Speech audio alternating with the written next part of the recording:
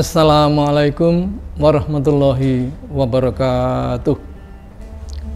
A'udzu billahi minasyaitonir rajim. Bismillahirrahmanirrahim. Inna anzalnahu fi lailatul qadar. Wa ma adraka ma lailatul qadar. Lailatul qadri khairum min alfi syahr. Tanazzalul malaikatu warruhu fiha biizni rabbihim min kulli amrin salam. Hiya hatta matla'il fajr. Asyhadu an la ilaha illallah wa asyhadu anna Muhammadar Rasulullah sallallahu alaihi wasallam wa ala alihi wa ashabihi, amma ba'd. Kaum muslimin dan muslimat yang berbahagia, alhamdulillahirabbil alamin. Terlebih dahulu kami bersyukur kepada Allah Subhanahu wa taala yang memberikan umur panjang kepada kita sekalian sehingga bisa menjumpai bulan suci Ramadan pada tahun ini. Dan lebih bersyukur lagi karena sebentar lagi kita akan memasuki 9 hari atau 10 hari malam yang terakhir, yakni malam Lailatul Qadar. Malam Lailatul Qadar, di mana pada malam itu Allah memberikan keutamaan pada kita sekalian sehingga umat Nabi Muhammad Rasulullah SAW memperoleh keutamaan tersendiri yang tidak diberikan kepada umat-umat yang lebih dahulu. Hanya umat Rasulullah SAW sajalah yang diberikan keutamaan, di mana kita sekalian beribadah satu malam saja, tetapi hasil yang akan kita peroleh lebih baik daripada ibadah selama 1000 bulan, di mana 1000 bulan itu setara dengan 83 tahun lebih 4 bulan. Lailatul Qadri khairum min alfi syahr. Subhanallah, sungguh luar biasa. Kemudian kita bertanya-tanya, mengapa malam itu disebut malam Lailatul Qadar? Malam Lailatul Qadar adalah malam yang sangat mulia, malam yang berpangkat, karena Allah menurunkan kitab suci Al-Quran 30 juz di malam Lailatul Qadar tersebut. Firman-Nya, Inna anzalnahu fi lailatul qadar. Sesungguhnya kami Allah menurunkan kepada kitab suci Al-Quran di dalam malam Lailatul Qadar. Aku turun Al-Quran di malam Lailatul Qadar tersebut. Jadi Al-Quran sebanyak 30 juz itu diturunkan oleh Allah Subhanahu wa taala lewat para malaikat dari Lauhil Mahfuz ke langit dunia ini di malam Lailatul Qadar. Adapun disampaikan kepada Nabi Muhammad SAW oleh malaikat Jibril sesuai situasi dan kondisi pada saat itu. Dan selama hidupnya Rasulullah SAW menerima wahyu 30 juz Al-Quran, maka 30 juz sudah tamat disampaikan kepada Nabi Muhammad SAW.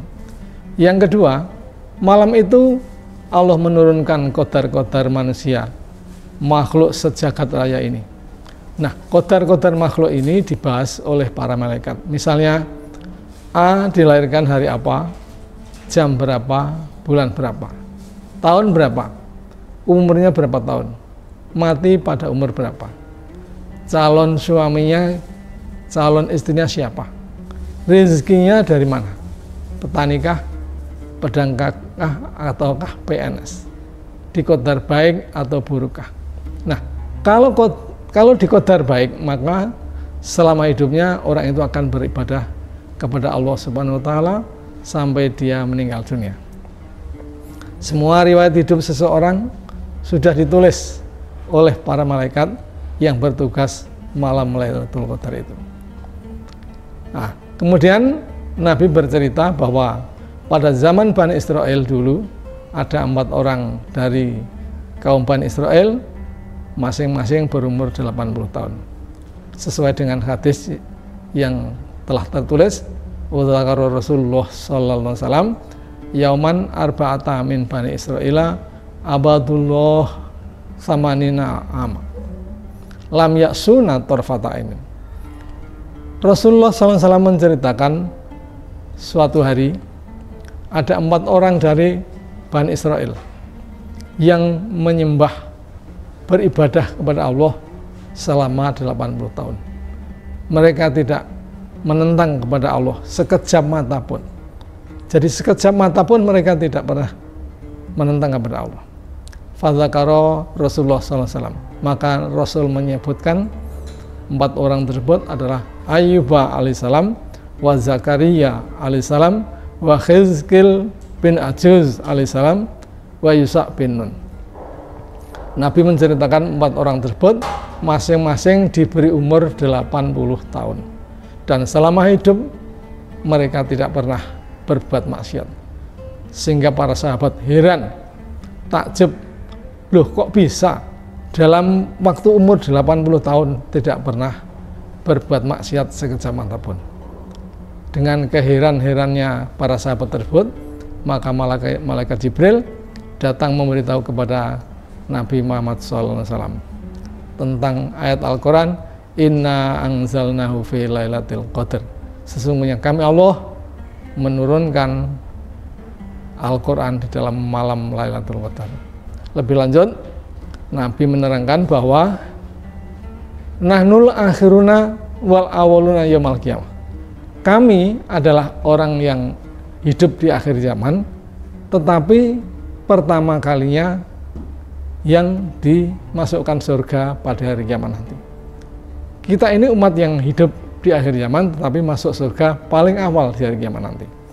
Bagaimana mereka bisa mendahului umat yang dulu-dulu? Umurnya umat yang dulu-dulu itu sangat panjang. Bahkan Nabi Nuh alaihissalam umurnya lebih dari 1000 tahun. Sedangkan umur umatku, kata Nabi, di antara 60 sampai 70 tahun saja. Jarang yang melebihi umur 70 tahun. Kalaupun ada, sedikit sekali. A'maru umati baina sittina wa sab'ina aman. Umur umatku antara 60 sampai dengan 70 tahun. Kalaupun ada yang lebih dari itu, jumlahnya sangat sedikit sekali. Ternyata Allah memberi keutamaan yang besar kepada umat Nabi Muhammad SAW. Umurnya kita 70 tahun bisa menemui Lailatul Qadar.